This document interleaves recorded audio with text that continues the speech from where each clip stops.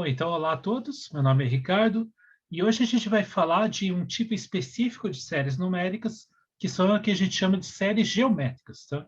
Então, são séries muito importantes, elas são, além de simples, elas são bem importantes na literatura, em várias áreas elas são usadas quase que o tempo todo, então, e é um bom exemplo para a gente começar, tá, a estudar séries especificamente.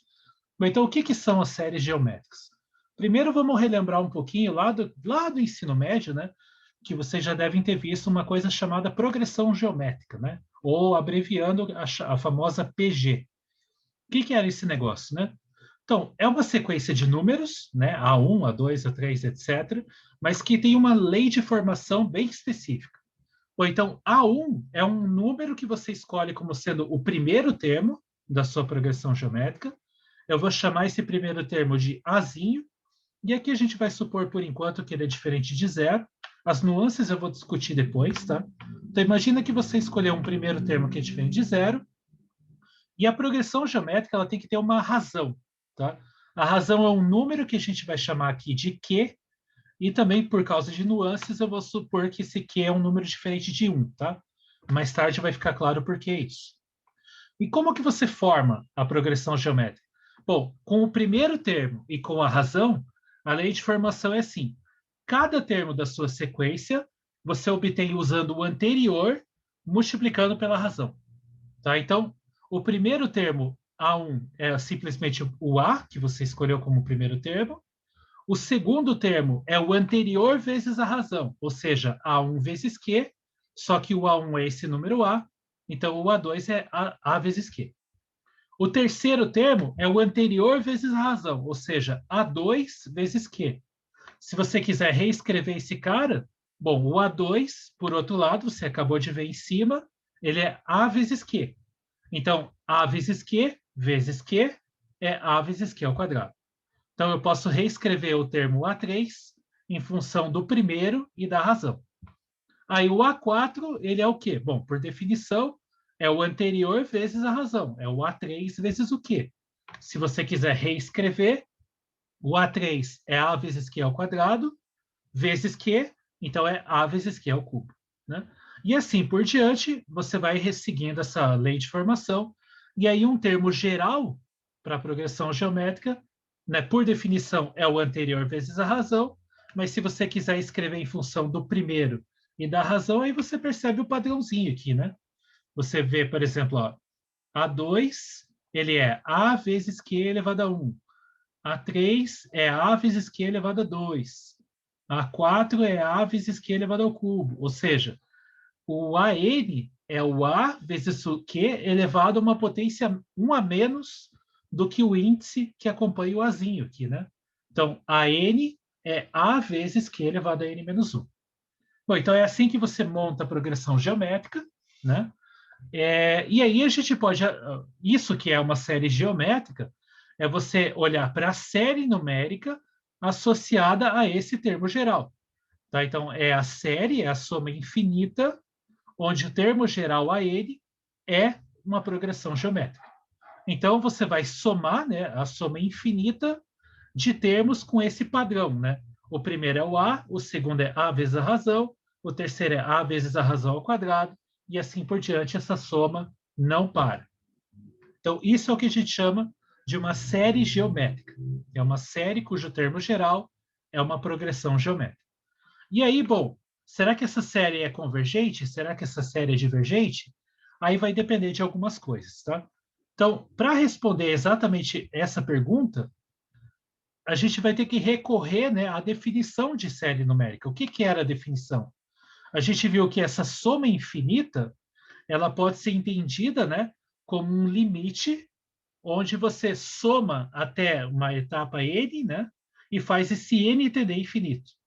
O que que é somar até uma etapa n? É tomar o que a gente chamou de somas parciais da série. Né? Então, eu vou chamar de Sn essas somas parciais. É você somar desde o primeiro termo até o enésimo termo dessa soma. Tá? Então, desde o A1 mais A2, A3 até a n. Como a gente já conhece o termo geral, eu posso reescrever essa soma dessa forma aqui, né? A mais A vezes Q mais A vezes Q quadrado, até o AN, que é A vezes Q elevado a N menos 1. O que a gente quer? A gente quer analisar o limite dessa Sn quando o n tende a infinito. Né? A gente quer ver se esse limite existe ou não. Do jeito que está escrita essa soma não está muito amigável. Eu vou reescrever ela de um jeito mais esperto que permita a gente analisar qual é esse limite, se ele existe ou não. Tá? Isso aqui, talvez vocês reconheçam lá do ensino médio, eu vou tratar como uma soma uma soma dos termos de uma PG finita, né? Aqui eu começo no A e acabo nesse termo A vezes Q elevado a N menos 1. E daí tem uma fórmula para soma. Eu não vou exigir que vocês decorem, eu vou deduzir ela aqui para vocês, porque é bem simples, tá? Então, qual é a conta? Bom, vamos ver como é que faz essa conta aí. O SN, né? Então, a enésima soma parcial, por definição, ela é A1, só vou reescrever aqui, mais A2, etc., mais a N. Só que eu posso reescrever isso usando o termo geral, A mais A vezes Q, mais A vezes Q ao quadrado, e assim por diante, até A vezes Q elevado a N menos 1. E aí agora a gente vai começar a fazer algumas manipulações bem simples, tá? Então, o Sn, eu posso escrever ele assim, ó. A. Aí, do segundo termo em diante, nessa soma, todos eles têm um fator Q multiplicando. Então, eu posso colocar um desses fatores Q em evidência, e aí vai sobrar o quê, né? Então, mais Q vezes, colocando o Q em evidência, o que vai sobrar? Vai sobrar A mais A vezes Q, mais A vezes Q ao quadrado, e assim por diante, até onde? Bom, eu tirei um Q em cada parcela. Se a última aqui era elevada a n menos 1, então agora vai ficar A vezes Q elevado a n menos 2, né? Porque eu tirei um dali. E qual que é a sacada agora? A sacada é perceber que esse cara que está entre parênteses, eu posso reescrever ele assim, ó. O que é esse cara? Ele é somar desde o A mais A vezes Q, mais A vezes Q quadrado, etc., até o termo N menos 2 ali na potência, né? Ou seja, eu posso encarar esse cara todo aqui como sendo o Sn menos 1, né? Comparem na potência aqui, ó. Se eu fizesse Sn menos 1, essa soma iria até onde? Iria até o termo A vezes Q elevado a N menos 2, né? Só que o que em outras palavras, o que é o Sn menos 1? Ele é a mesma coisa que eu somar todos até o n e simplesmente tirar o último termo. Qual que é o último termo? O último termo é A vezes Q elevado a n menos 1. Então, é exatamente isso que eu vou colocar aqui nos parênteses. Eu vou trocar ele por Sn menos A vezes Q elevado a n menos 1. Dessa forma, eu fiz aparecer o Sn tanto aqui quanto aqui. E aí, o que eu vou fazer agora? Eu vou isolar ele nessa equação. Então, eu só vou manipular ela, vou reescrever essa equação. Então, primeiro de tudo, eu vou fazer a distributiva aqui.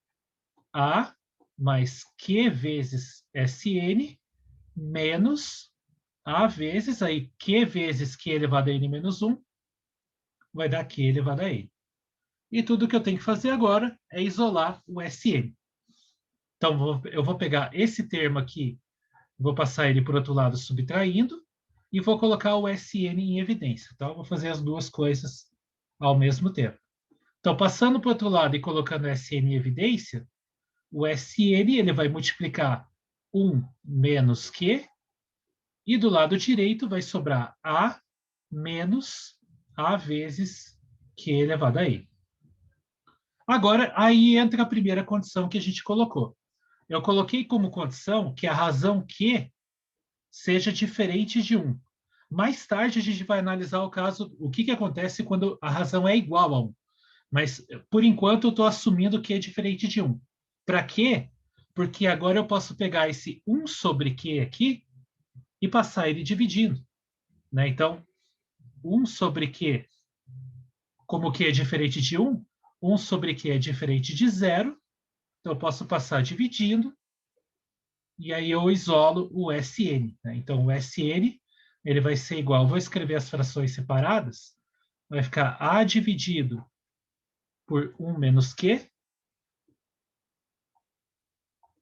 menos A dividido por 1 menos Q, vezes essa potência do Q aqui, Q elevado a E. Tá? Então, eu vou escrever dessa forma aqui, que vai ser a forma conveniente que a gente vai analisar agora.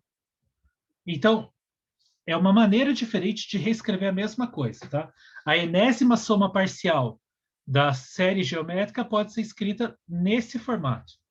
Agora, a variável n, que é o que você quer fazer tender a infinito, ela só aparece na potência do Q. Todo o resto aqui é constante em relação a Q. Então, o limite que a gente quer analisar é muito mais fácil agora. Tá? Então, só para reescrever aqui de volta, né?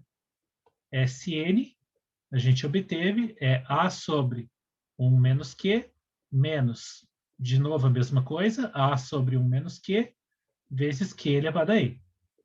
Então, isso implica que limite dessas somas parciais, quando n tende a infinito, vai ser igual. A primeira parcela é constante, ela sai do limite. A segunda, o que acompanha o Q elevado a n também é constante, então ele também sai do limite. E aí fica multiplicando o limite de Q elevado a n. Tá, no fundo, é isso aqui que eu quero analisar agora. Limite de Q elevado a n quando n tende a infinito. Tá?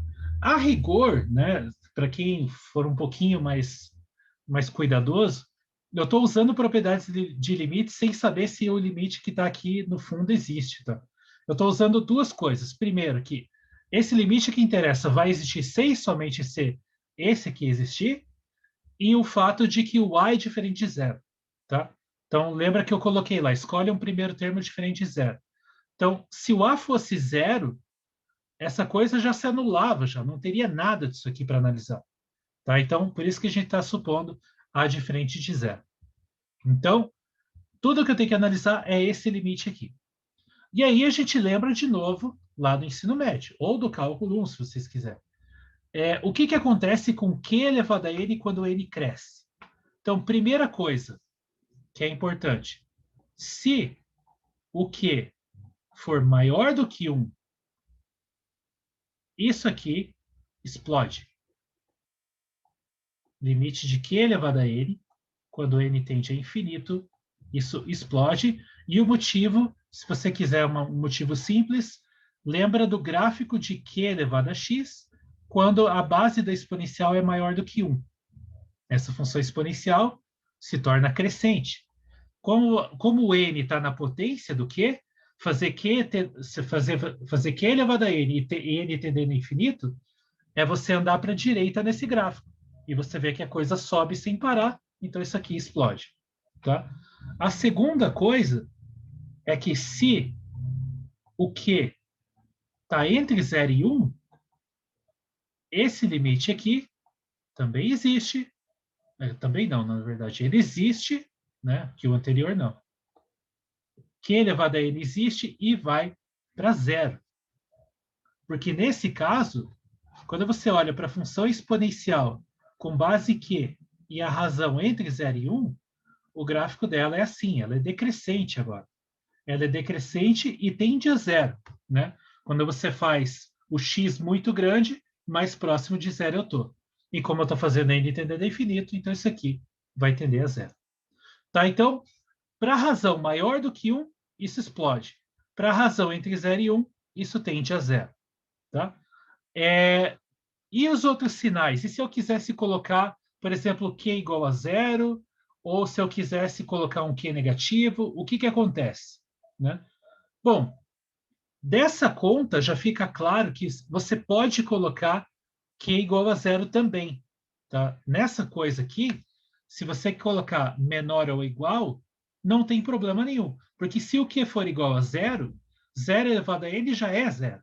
Então, esse limite aqui dá zero de toda forma. Então, beleza. Esse é um caso que eu também posso incluir. Se eu colocasse, por exemplo, o Q entre -1 e 0, ou seja, eu estou espelhando ele agora para o lado negativo, né? Entre 0 e 1, aí eu pego menos ele. Se eu pego menos ele, eu estou colocando um menos Q elevado a N, ou seja, só ganho um sinal. Se o Q elevado a N com Q positivo tende a 0, quando eu coloco um sinal na frente dele, eu ganho um -1 elevado a N. E isso não altera em nada o limite da 0 ou não. Tá? Então, quando o Q está entre -1 e 0, isso também ocorre. Tá? Então, o limite de Q elevado a N também vai para 0. E aí, o último caso que falta, né?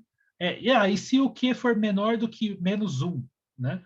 Menor do que -1 é a mesma análise que esse primeiro aqui. Tá? Só que ele tem um sinal. Ele explode, aí o próximo explode para o lado negativo, daí o outro explode para o lado positivo. Ele explode, mas alterna o sinal, mas explode de toda forma. Tá? Então, o limite nem sequer existe, né? Nem dá para dizer que ele é mais infinito, ele simplesmente não existe. Tá? Então, eu vou reescrever esse primeiro caso aqui, e para incluir esses dois casos em um só, eu posso escrever assim, ó, se o módulo do Q for maior do que 1, esse limite aqui, eu já vou colocar direto o que interessa, que é esse limite aqui não existe. Tá? Então, esse limite aqui não existe. E nesse de baixo, eu já vou incluir o caso 3, eu vou colocar os dois em um só. Tá? Então, esse cara aqui eu vou apagar e vou colocar assim, para incluir tudo em um só, eu vou escrever, deixa eu apagar direito aqui, para escrever os dois casos em um só, eu posso colocar módulo de Q menor do que 1. Tá? Então, Q elevado a N tende a 0 de toda forma. Então, esses são os dois casos bases aqui. Módulo de Q maior que 1, esse limite não existe e, portanto, esse limite das somas parciais não existe. Se esse caso aqui ocorrer agora, se a razão em módulo for menor do que 1, então o limite de Q elevado a N ele existe e vale 0. Portanto, essa parcela aqui, ela vai embora, ela dá 0, 0 vezes esse aqui vai sumir também, então só vai sobrar esse primeiro aqui, que é A sobre 1 menos Q. Tá? Então, essa é a conclusão, né? Resumindo, se a razão é menor do que 1 em módulo, a série geométrica é convergente e, além disso, o valor da série, né, o valor dessa soma, que é, por definição, o limite dessas somas parciais, vai valer esse primeiro termo aqui. Né? Vai sobrar só ele. E esse primeiro termo aqui é o que eu escrevi aqui embaixo, né? A sobre 1 menos a razão. Tá? Então, esse é um dos casos para a série geométrica e é um dos casos onde ela é convergente. Agora, por outro lado, né? Se a razão é maior do que 1, a gente acabou de ver, né, que nesse caso, o limite de Q elevado a N, quando N tende a infinito, não existe. E se esse limite não existe, isso implica que limite da sequência de somas parciais, quando N tende a infinito, não existe, e, portanto, é o que a gente chama de um caso onde a série diverge. Ou seja, a série geométrica, né? A série geométrica A vezes Q elevado a N.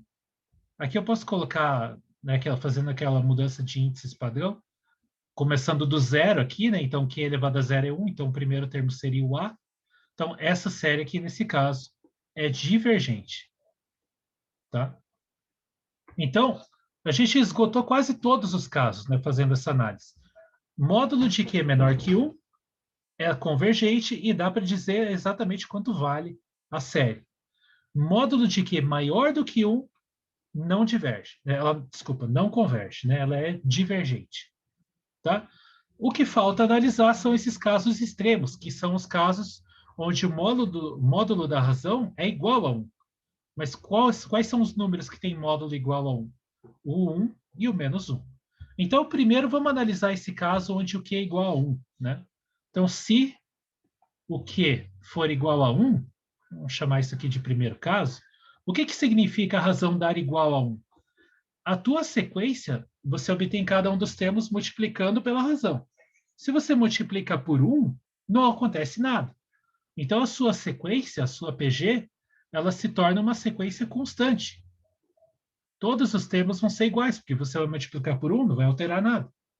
Então, já que todos os termos são constantes, quando você tomar a série com esse termo geral aí, começando do zero em diante, você vai somar o A com A com A com A. E, bom, se o A é diferente de zero, é claro que isso aqui é infinito, ou menos infinito, né? Dependendo do sinal do A. Então, claro, você soma o mesmo número, né? Repetidas vezes, você poderia até pensar assim, isso aqui é como se fosse, né, igual a A vezes 1, mais 2, mais 3, mais 4, etc. Esse cara aqui, ele explode, né? Isso aqui dá infinito, e aí você multiplica esse infinito pelo A.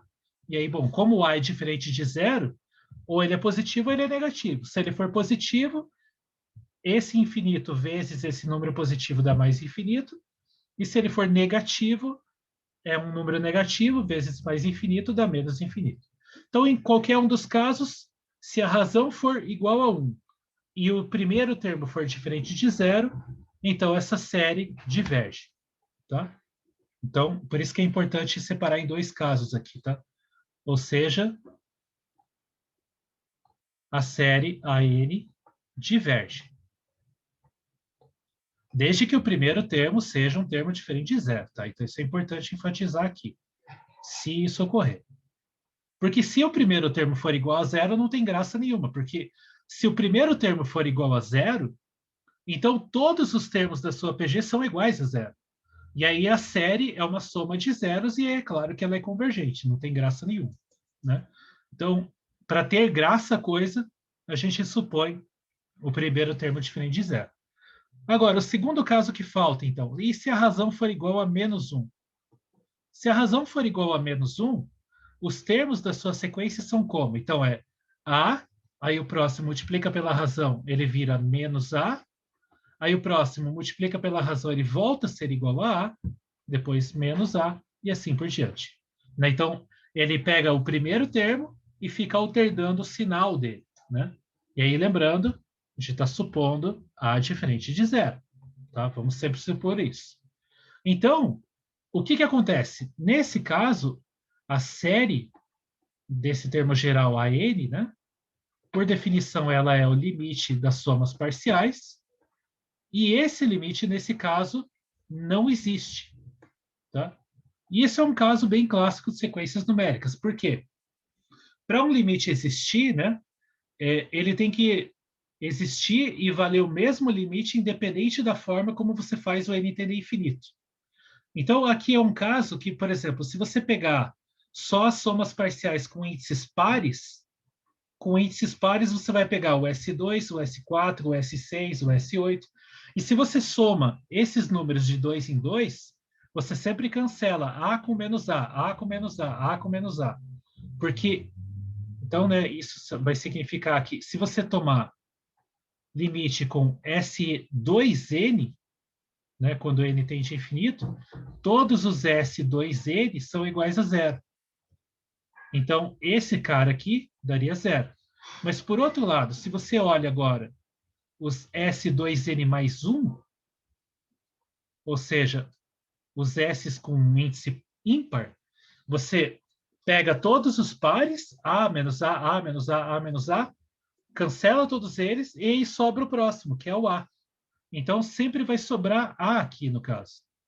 Então, esses caras vão ser iguais a A, e, portanto, esse limite vai ser igual a A, que é diferente de zero por hipótese.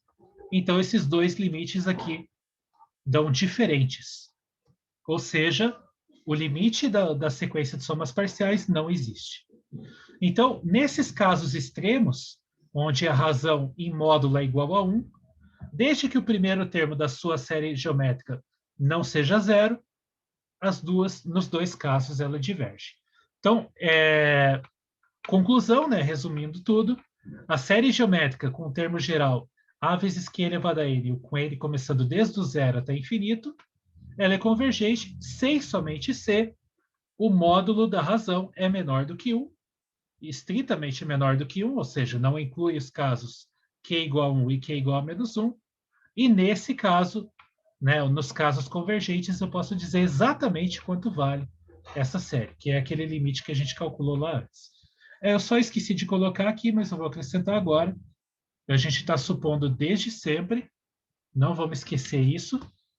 Tá? Então, supondo, porque senão não tem graça, supondo A diferente de zero. Tá? Então, para deixar claro isso.